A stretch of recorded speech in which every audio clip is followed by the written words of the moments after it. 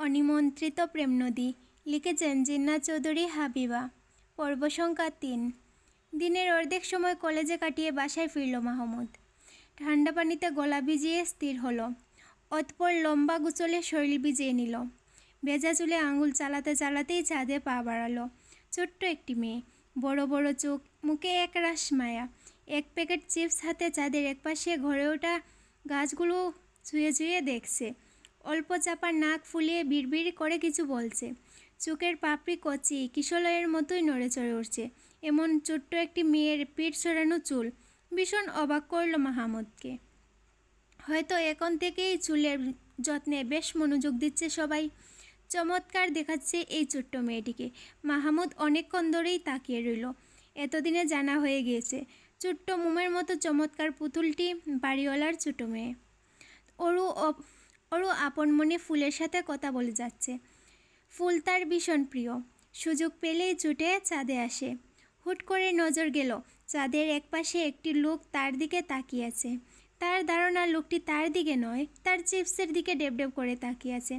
সম্ভবত খেতে যাচ্ছে, তা নয়তো কি। ছোটো ছোটো পায়ে এগিয়ে এলো ওরও। এক হাত কোমরে রেখে গম্ভীর হওয়ার চেষ্টা চালিয়ে বলল, আপনি কি চিপস খেতে চাচ্ছেন? মাহমুদ অল্প বিস্তর হাসার চেষ্টা করেও হাসল না। অন্যথায় এই ছোট্ট বাঘিনীর থাবায় পড়ে প্রাণ নাশ না হয়ে যায়। দেখা গেল মেয়েটি কেঁদে কেটে সমুদ্র তৈরি করে ফেলল।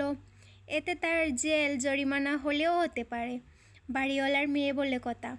মাহমুদ কিছু বলার পূর্বেই ওরু চিপসের প্যাকেট সরিয়ে নিল।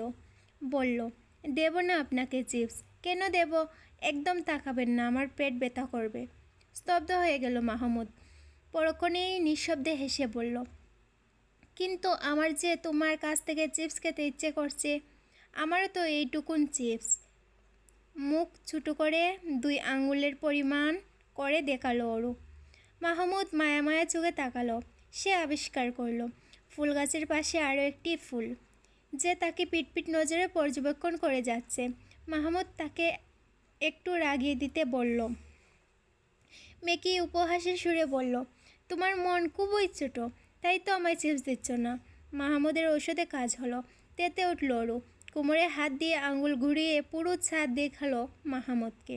ঝাঁঝালো সুরে বলল, এই বিশাল বাড়িটা দেখছেন না? এটা আমাদের বাড়ি। আমরা অনেক বড় লোক। যারা বড় লোক তাদের মনটাও বড়। তাই আমার মন ছোট নয়, একদম নয়। মাহমুদ মিটিমিটি হাসল। অরুর মতোই মুখ ভঙ্গি নিয়ে বলল, তাহলে চিপস দিতে এত কার্পণ্য করছো কেন? ওরু কাঁদো কাঁদো চোখে তাকালো। গাল ফুলিয়ে মাহমুদের দিকে চিপসের প্যাকেট বাড়িয়ে দিল। সে প্রমাণ করতে চাইল তার মন ছোটো নয়, একদমই ছোটো নয়। বিশাল বড় মনের অধিকারী সে। তার গভীর টলটলে চোখ বলে দিচ্ছে মাহমুদ চিপস হাতে নিলেই বড়সড় একটা সর্বনাশ ঘটবে। কেঁদে ফেলবে ওরু। হয়তো চাঁদে শুয়েই গড়াগড়ি খাবে। নিচু হয়ে ওরুর সামনে বসলো মাহমুদ। শিমুল তুলোর মতো তুলতুলে নরম গাল টেনে দিয়ে বলল, তোমার চিপস আমার লাগবে না, আমি তোমাকে চিপস কিনে দেব। নেবে তুমি? ওরও নাকমুখ কুচকে অনবরত গাল ঘষে চলল।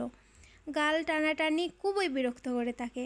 চোখে মুখে একরাশ বিরক্তি প্রকাশ করে গাল ফুলিয়ে বলল, আমার গাল ধরবে না, আমি পছন্দ করি না। যদি ধরি তুমি কি করবে? আমিও আপনার গাল টেনে দেব।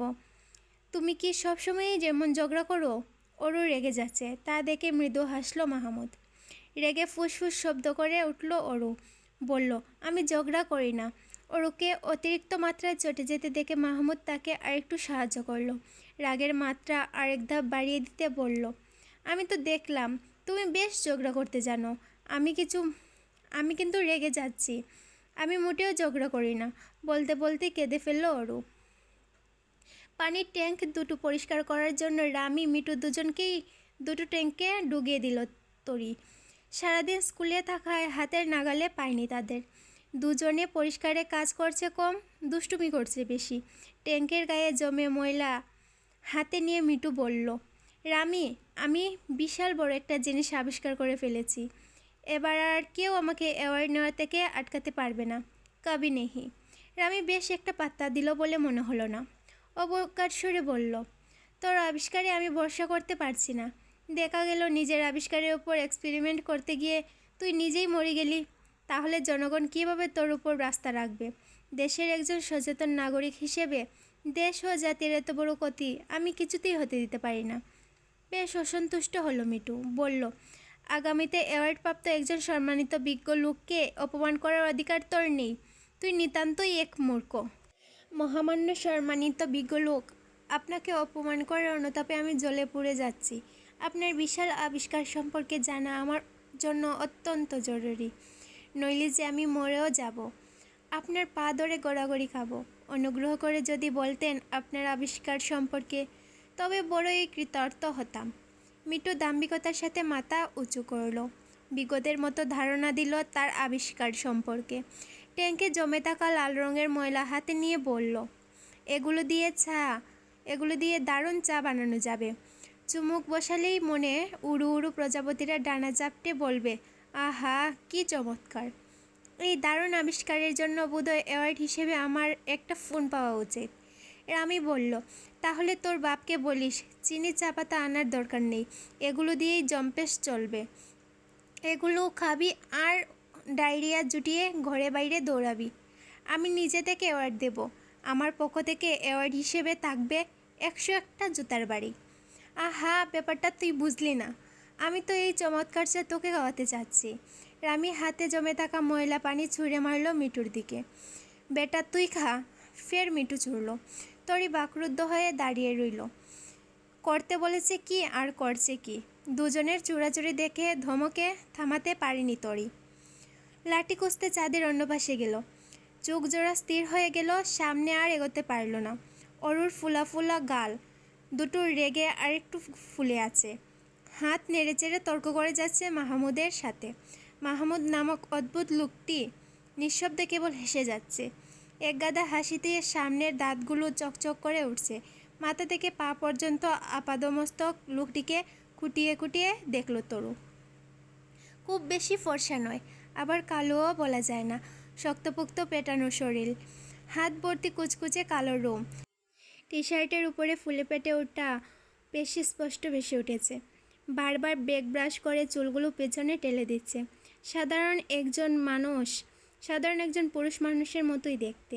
পুরো মানুষটিকে দেখে অসাধারণ মনে না হলেও তার চোখ দুটিতে কিছু একটা আছে। ভীষণ দারুণ তার নজর। এক পলকেই তরিকে যুবতব লজ্জায় ফেলে দিতে সক্ষম। তরির ধ্যান জ্ঞান কয়েক মুহূর্তের জন্য মাহমুদের উপর সীমাবদ্ধ হলো। হুট করেই মাহমুদের নজর পড়ল। চোখাচোখি হয়ে গেল দুজনের। তরি তাকিয়ে থাকার সাহস পেল না। ফের লজ্জায় আড়ষ্ট হলো। কেন সে এমনভাবে তাকাতে গেল? ইস, নিজেকেই নিজে ভীষণভাবে বকল। এখান থেকে কেটে পড়ার ছুতো খুঁজল।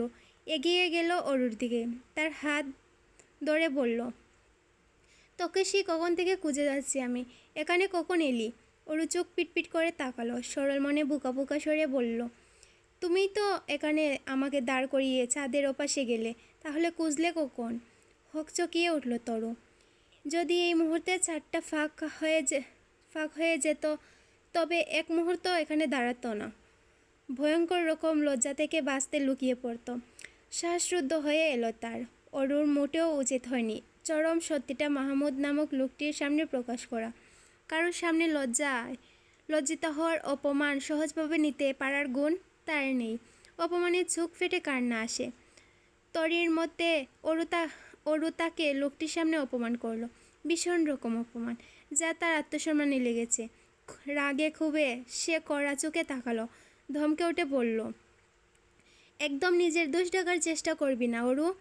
আমি তোকে আমার সাথেই দাঁড় করিয়েছি। মিথ্যে চাপিয়ে দিয়ে অরুকে কুলিয়ে নিয়ে দ্রুত স্থান ত্যাগের উদ্দেশ্যে পা চালালো তরি।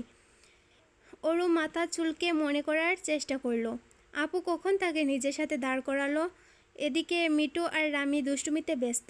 প্রথম থেকে শেষ পর্যন্ত একটিবারের জন্য দৃষ্টির হেরফের হয়নি মাহমুদের। তীক্ষ্ণ নজরে তরিকে পর্যবেক্ষণ করল সে। দুদিন আগের স্মৃতি রোমন্থন করল। মেয়েটাকে সহজ করার উদ্দেশ্য থাকলেও তাকে আরও বিব্রত দেখালো সেদিন। খিচুড়ি দিয়ে অনবরত চোখের পলক ঝাপটে কোনোভাবে পালিয়ে এলো সে। মেয়েদের